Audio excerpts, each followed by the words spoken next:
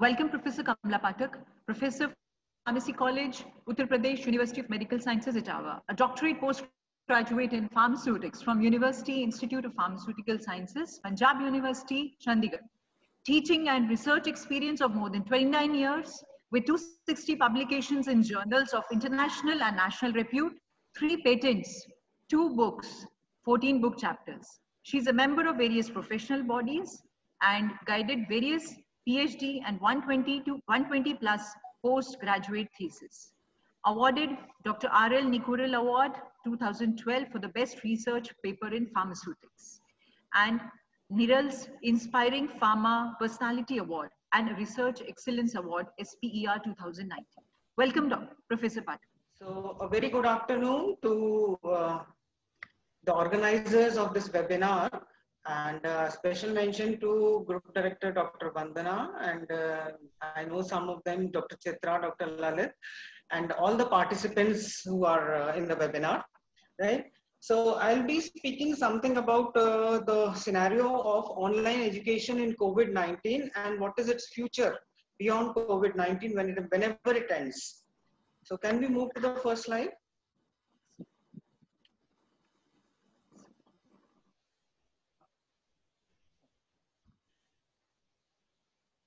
See, the basic concept is that teaching is an art of transferring knowledge from one generation to another.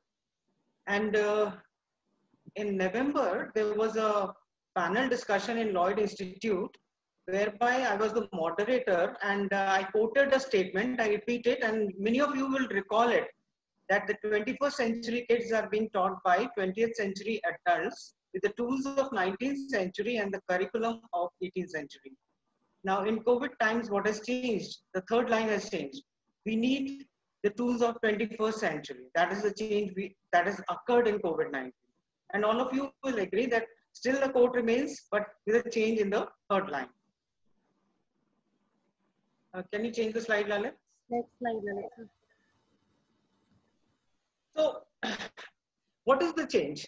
The change is that as soon as COVID-19 crisis broke out in India, the larger universities like Delhi University, Jawaharlal University, they announced suspension of the classes until March 31st, while others waited to see what would happen next and started exploring online classes.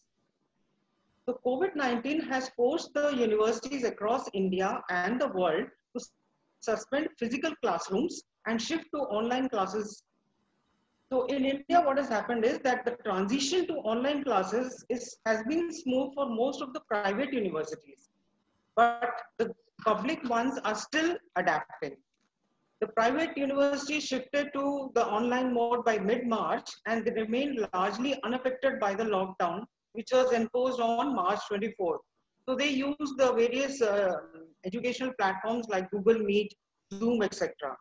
Even the IITs shifted to conducting online classes and sharing study materials, audio files with students over internet.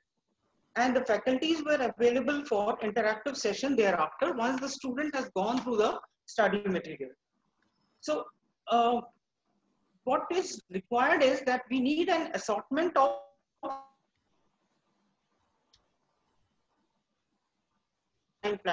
social media plus the online platforms, which will make the education easier during the current times. Now, how can the education be given by means of online platforms? There are two methods of conducting education or the classes. The first is through use of recorded classes, which is open to the public and is referred as MOOCs, that is massive open online classes. So first the lecture is done, later on uploaded on YouTube. The second one is the live online classes, which are conducted as webinars, which may use Zoom sessions or WebEx sessions like those. So for conducting these classes, what does a university require? It requires high-speed internet connectivity and educational delivery platforms, plus a stable IT infrastructure. And above all, we require a faculty who is comfortable in teaching online classes. Please go back to the previous slide. Yes. So And in addition to this, the students also need high-speed internet connection, plus they need their computers or mobiles or related hardwares to actually grasp what is going on in terms of education. So there are various initiatives which have been taken, like you can see in the slide. There is ePG Pathshala, which is an e-content. And I have also participated in this project of UGC, whereby I was reviewer of the modules produced in PG Pathshala. And you can see there is a small screenshot of ePathshala, and the subject here is pharmaceutical science. There's a drop-down menu where you can select the paper, and then later on the module. So this, I have selected product development followed by the module of pre-formulation. So like this, any student who is doing PG, who is a PG student of pharmacy, can go to the site and select the module of his or her own choice and learn on its own. Then there are other online materials like Swayam, which is online courses for teachers. And then there's NEET, which is meant for enhancing the employability of the students. Next slide. Then we have other online platforms also, which aim to increase the connectivity among the institution. And because the institutions get connected, there is accessibility to the content by all of the students nationwide. And these are utilized for course materials and classes and running of online modules. And what are these platforms? They include National Project on Technology Enhanced Learning, that is NPTEL, National Knowledge Network, again this is connecting the institutes, then National Academic Depository, which I think many of you would be aware of, where you can deposit your certificates, that is National Academic Depository. So these are various online platforms which are meant to provide course materials and the classes. NPTEL, sorry, please remain on the previous slide. This is the one. Lalit, please go to the back slide. Okay, I'll continue. NPTEL. This is a project of MHRD, which was initiated by 7 Indian institutes and IITs and the Indian Institute of Science. And it was created in the year 2003. The purpose was to provide online education. And the aim was to have web and video courses for engineering, sciences, and management. Now, NPTEL, since 2003, is trying to explain what it means to use online education. And even it is trying to break down the inhibitions related to the online learning. But as we were not very good receptors, but COVID-19 has left no option but to adopt for online education. So basically what we can say is that COVID-19 has pushed the institutions, faculty and students onto the online learning like never before. Now, while this online education is a technology which is enabling education, but one thing should be kept in mind, that education is not just taking classes. It is a total experience which can happen only in physical classrooms, where the student can interact with other members, his peers, as well as with the faculty members, and the faculty members in turn can mentor the students. And that is the basic, that can happen only in the physical classrooms. Now, coming to the second part of this, what does the online education means? What does this online education mean for the future? Can we go to the next one? See, online education has arrived,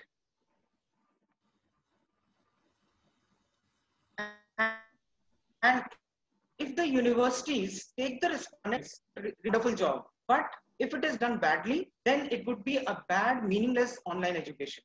And there are certain parameters which should be understood before we decide whether online education is our future or not. See, if we talk of online education, what it means to teachers, there are various advantages, like it allows innovative methods of teaching with the help of technology and online tools. It allows reaching out to the students which are present across the globe, especially useful for distance learning. And what are the disadvantages in terms of teachers? It takes time and practice to get used to the concept. Then there is doubt how the students can be evaluated in a fair manner by online education. Then the disadvantage is inability to have face-to-face connect with the students and facilitate free conversation, discussions, and mentoring. And finally, the teachers are unable to reach all the students because of technological limitations. Next is what is the effect of impact of online education for students? Again, we have certain advantages and disadvantages. The advantages include the ability to learn using different online tools and methods. There is no disruption in learning because of pandemic kind of a situation. Then we can listen, the student can listen to recorded and live conversation at its own speed, because all students do not grasp the content uniformly. But apart from these advantages, we have certain disadvantages also, like the lack of free-flowing conversation, debates, and discussions with teacher, which can happen only in physical classroom. Then there are certain technological difficulties related to weak devices or access to the internet. Then the idea of getting used to learning by online and getting evaluated online, this has to be gradually imbibed by the students. And whenever the student is studying at home, there is always certain kind of distractions due to the family members and due to household activities. So these are the pros and cons of online education, both for teachers and students. But in a situation like COVID-19, we don't have any option. We have to use those social modules or social apps to become a rockstar teacher. And if you recall, I used this term also while the discussion in Lloyd in November, that we need rockstar teachers. And I have an example of a rockstar teacher who is Dr. Anwar Sheikh from Alana College of Pharmacy, Pune. He is a specialist in pharmaceutical chemistry. And his hobby was to develop mobile apps. And his professor advised him that when you use your hobbies for your job, it gives wonderful results. So what he did was he developed mobile apps for pharmacy. And you can see he has, I have listed those apps, you know, the organic chemistry mobile app, pharma carrier mobile app, which is free on Play Store, and it has more than 40,000 installs till date. Then there is EasyChem and ChemTunes. Now the pharma carrier mobile app, you know, I will discuss a little bit about this. This app has various links where the student can find link on the learning modules, the GPAT, the placement, GPAT preparation, and various other links are available. You should, I advise all of you to download this app and search it. And then another one is ChemTunes, you know. This person has developed animated videos in chemistry. Chemistry as such is a difficult subject when we try to understand the mechanisms, but with the help of animated videos, I think it would be easier. And the success of this can be rated by 57,000 viewers and 600 subscriptions of ChemTunes. So, I mean, he's, according to me, he's a rockstar teacher. And yesterday I talked to him before presenting this data to all of you. And I would advise Dr. Vandana to hold a webinar entirely dedicated to Dr. Anwar's work. It will be really helpful to the students. They will get a grasp of the subject very easily. Now, the third part of the presentation is feasibility of virtual labs in pharmacy. We have talked a lot about theories, but what about the practicals? For that, we need virtual labs. And first, we need to understand what is virtual reality. It is an artificial environment which is experienced through sensory stimuli, such as sights and sounds provided by a computer, and in which one's action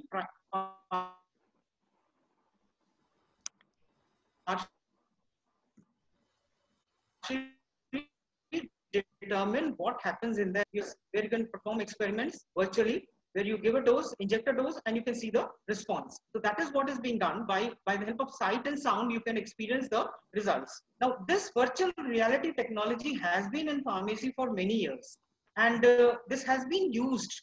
Can we go to the next slide? See, these are the areas where virtual reality has been used to teach pharmacy. Number one is the drug receptor interactions in 3D, as opposed to the traditional lecture which uses 2D graphics. So understanding is better.